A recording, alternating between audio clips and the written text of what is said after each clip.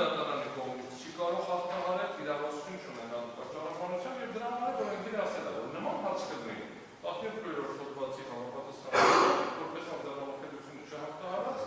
քրեական հետախուզումը կդադարեցնել, այս է քննարկումը։ Հետևաբար, մեղադրանքի քննարկող հատվածը բովանդակազուրկ է, այլ կերպ ասած, եթե այս դատարանը իրավասու չէ գնահատել նախագահի հրամանագրի սահմանադրության համապատասխանելով հարցը եւ փոխարենը պարտավոր է առաջնորդել դրա սահմանադրական դիտարկման խավարքով, ապա այդ մասով պարոն Քոչարյանի իր լիազորություններից դուրս գալով հանցավոր արարքի մասին խոսք լինել չի կարող։ Այսպիսով կարելի է արձանագրել, որ նույնիսկ առանց փաստաթղթի վերաբերյալ բովանդակային քննարկման ապակարգ դրության հայտարարումը որպես սահմանադրական գործընթաց իրականացվել է նախագահի սահմանադրության վերապահող լիազորությունների շրջանակներում։ Հետևաբար, այս բոլոր փաստերի առնչությամբ պարոն Քոչարյանը կոչված է գործառույթային կարգավորիչի բխում արձանագրություն։ Հարգելի դատարան ըստ էության երկրորդ մասով արգումենտացիա մնացածում։ Այսպես սահմանադրությունը սահմանել է, որ երկու տարում կանոնն է այդ ընթացքում նախագահան միջև օրենքի ընդունումը նախագահան դերավորված է կարգավորիչի բխող գործողություն է կատարել։ Այդ օրենքը չեն ընդունել երկու տարվա ընթացքում, 2005-ից 2007 վերացել է։ Հետևաբար, ըստ դատախազության, նախագահի դերավորությունը դատահարել է այլայնվերս եւ արտակարգ դրության ժամանակ Հայաստանի Հանրապետությունը եղել է անպաշտպան։ Բայց երբ որ մենք վերենք դրում կարգավիճակը, դա չի ասում երկու տարվա ընթացքում նախագահի դերավորությունը, ասում միջև օրենքի ընդունումը։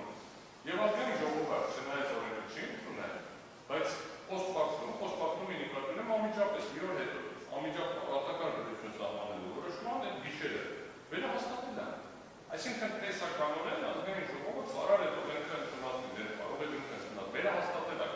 Այն արգումենտը, որ քանի որ ազգային ժողովը օրենքը չի ընդունել, ապա արտակարգ դրության հրամանագիրը չէ կարող կայացվել, դա ազգային ժողովը կարող է բացի մեկի գիշեր ամսի 2-ին ասել չէ, օրենքի նախագահ դուք լիազորությունը չունեք, որովհետև մենք օրենքը չենք ընդունել, իսկ քանի որ մենք օրենքը չենք ընդունել, ձեզ լիազորությունը տրված չի։ Բայց այդպես չի եղել։ Եվ ելեմ ասում, ուրիշ բան է կարագրված չի մեղադրանքի մեջ։ Հետևաբար, այս կենտրոնական խնդիրն է, որովհետև հրամանագիրը սահմանում է նաև զինված ուժերի որոշակի պարտականություններ։ Պարոն մեղադրանքի կտորը նաև նա, որ ինքը ըստ էության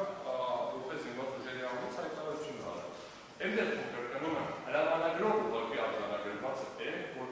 ռեժիմի պահպանման պարտականությունը դրված է նաև զինված ուժերի վրա։ Տվյալ հաստատողը կրկնում եմ, շարունակում արել գործով, եւ հիմա եթե ինչ-որ ձևով դա վերացվել, արդեն չկարող գործի այս գործի համար չեն կարող է գործի ընթացքում տեսնել խնդիր առաջացավ, այդ գնահատել։ Այս պահի դրությամբ արդեն իսկ արկայ քրեական հետապնդումը դադարեցնելու միանշանակ բացատրություն։ Հիմա ասեմ երրորդ կետին, ուսանողների հետ հանդիպում։ Այս է գրված 2008 թվականի փետրվարի 29-ին Ռոբերտ Քոչարյանը Երևանի պետական համալսարանի ուսանողների հետ հանդիպման ընթացքում ընտրության արդյունքներից դժգոհ քաղաքացիների կողմից Երևանի ազատության հրապարակում անցկացվող խաղաղ ցույցերը որակել են հատերական բեմադրությունը եւ որպես այդ ցույցերը դադարեցնելու տարբերակ են նշել ոստիկանական գործողությունները կիրառելով այդ հրապարակը բանկետը։ Քննարկող որոշումից պարզ չէ, թե մեղադրանքի տվյալ հատվածը ինչ դերով է հաշված, որովհետև չի ասում էլ որ այդ հանդիպումը ինքնահանցագործություն է, բայց այլ կերպ ասած պարզ չէ 2003 հոդվածի 3-րդ մասի իմաստով օբյեկտիվ կողմի դրսևորման եղանակից է, թե որպես ուղղակի ապացույց է, որ պրոցեսի հետ Ռոբերտ Քոչարյանը կապ ունի։ Անդրադառնալով հնարավոր առաջին տարբերակին պետք է նկատել, որ նախագահը իր կարգավիճակով պայմանավորված իրավասուն է հանդիպումներ անցկացնել հասարակության տարբեր անդամների եւ խմբերի հետ։ Ավելին, որպես ժողովրդի կողմից ընտրված սուբյեկտ, տվյալ գործողույթ առաջացնող դերակատարություն ունի նախագահի գործողությունների շրջանակում։ Այլ կերպ ասած, հասարակության տարբեր շերտերի հետ հանդիպումների անցկացումը այն առանցքային գործառույթն է, որը նախագահին հնարավորություն է տալիս անմիջականորեն բացելու հասարակության մտահոգող խնդիրները։ Այսինքն ինքնին այդ հանդիպումը չի կարող դիտել որպես վերազանություն։ Հիմա ցույցերը դադարեցնելու տարբերակ են նշել ոստիկանական գործողություններ կիրառելով այդ հրապարակում ապրել, այսինքն ձևակերպում հատված։ Ապա, ինչպես նշվել է մեղադրանքում, տվյալ գործողությունը հիշատակվել է որպես հնարավոր տարբերակ ինչ իրավաչափ է եւ բխում է պետական համատանգության պարզող խնդիրների լուծման հնարավոր տարբերակներից, բայց ինչն է կարևոր։ Դատախազությունը Ռոբերտ Քոչարյանին չի մեղադրում, որ ինքը հրահանգել է ոստիկանական ուժերին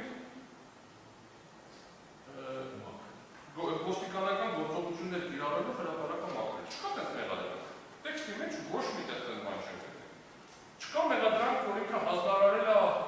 ինչ-որ մի այլ մարդու, որ հանձնարարի ոստիկանական ուժերին նման բան։ Չկա։ Ոստիկանական ուժերի հետ կապված Ռոբերտ Քոչարյանին առաջադրված որևէ մեղադրանք չկա, գոյություն չունի, չի գրված։ Մեղադրանքը վերաբերում է զինված ուժերին եւ Ֆրանսի 1-ի հրամանագրին։ Հետևաբար այս տեքստին մենք կարանք ենթադրենք, որ իրանք կարող էին նկատել ունեցել։ Ոչ, որովհետև մեղադրանքը պետք է լինի հստակ, միանշանակ եւ աներկբա չեն կարող ասենք հետո քննություն իրականացնել դատարանում։ Քննարկելով շուն ձևակերպումը ներառելու հնարավոր երկրորդ շահառուչությունը, ըստ որի այն արտահայտությունը մեղադրանքում տեղ է գտել որպես հետագա գործողությունների ապացույց, ապա պետք է նախ արձանագրել, որ մեղադրանքում պետք է արտացոլվեն հանցանքի օբյեկտիվ կողմը կազմող գործողությունները, մեղադրանքի փաստական կողմը, իսկ ապացույցները միայն մեղադրանքի փաստակազմը հիմնավորող տվյալներ են,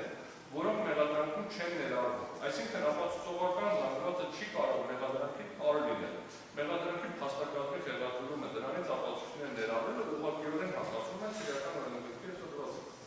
Ավելին, մեղադրանքի այն հատվածը նույնիսկ որպես ապացույց չի կարող օգտագործվել։ Նկատի ունենալով այն, որ հետագայում պարոն Քոչարյանի ծրված գործողությունների կատարումը չի մեղսագրվել։ Ամփոփելով կատարված վերլուծությունը կարելի է արձանագրել, որ մեղադրանքի որոշման մեջ ու մեղադրական եզրակացությունը, որ փոխված ներկայացվել է դատարան հարգելու դատարան, տեղ գտած այն բոլոր ձևակերպումները, որոնք այնքանով որքանով կարող են ընկալվել որպես 2003 թվականի ապրիլի 18-ի հրթիռական օրենսգրքի 309 հոդվածի 3-րդ մասով նախատեսված արարքիոբյեկտիվ կողմ, գտնում են, որ նախագահի հայցողական լիազորությունների եւ կարգավիճակի փոխող գործողությունների տիրույթում չեն, որից վերջինս օգտվում է անձնամոթելի տիրույթում են։ Հիմա այս գրելու ժամանակ որոշակի հանգամանքներ կա, որ չկար դրա համար մի փոքր ավելացնել։ Վերջին 2 ամիսը ցույց տվեց, որ ըստ դատախազության եւ իրանապահ մարմինների սատկացնելու են որովհետեւ քաղաքական հայտարարություն չեն։ Արդեն հեչ քաղաքական չի։ Արկելներ հնչեցնել։ Շատ բաներ են։ Արկելներ հնչեցնել։ Ինձ է վերաբերում։ Հանցանքի մասին Պարոն Քոչարյան հաղորդում է։ Կոնկրետ ինձ է վերաբերում որևէ քաղաքական պաշտոնական անձի կողմից արված քաղաքական հայտարարություն արկելում են իմ դարիչում։ Այդ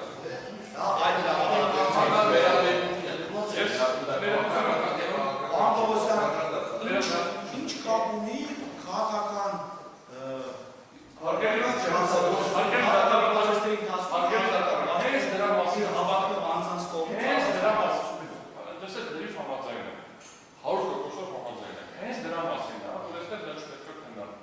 հետևաբար Ռոբերտ Քոչարյանը սանողների հետ հանդիպման ինչ է խոսել, դատախազը ստեղ չպետք է հայտարարել։ Հետևաբար մեղադրանքից պետք է դուր գծես եք 100% համաձայն են, քաղաքական հայտարարությունները դատավարական կարգում չպետք է քննարկման առարկա։ Հենց դա են բարձրաձայնում։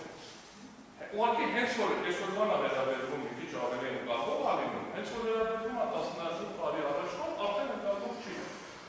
Հենց դա է ուզում ասել հարգելի դատարան ձեզ այդ ամբողջությամբ։ Համաձայնում եմ եւ ես պետք է խնդրեմ կիրառել քրեական դատավարության օրենսգիրքը, որպեսզի քաղաքական հայտարարությունները,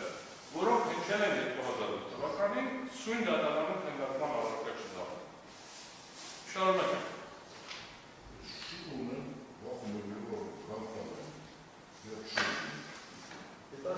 Ես նման բան ասեի, հաջորդողներ չէի բանավորի,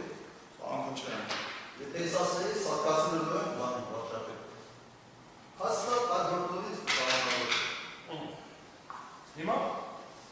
արգումենտը սպարվել չէ, քաղաքական հայտարարությունը 2008 թվականի փետրվարի 29-ին քննարկման առարկա դատավարական կարգով չի կարող լինել։ Սա երրորդ կետն է։ Հիմա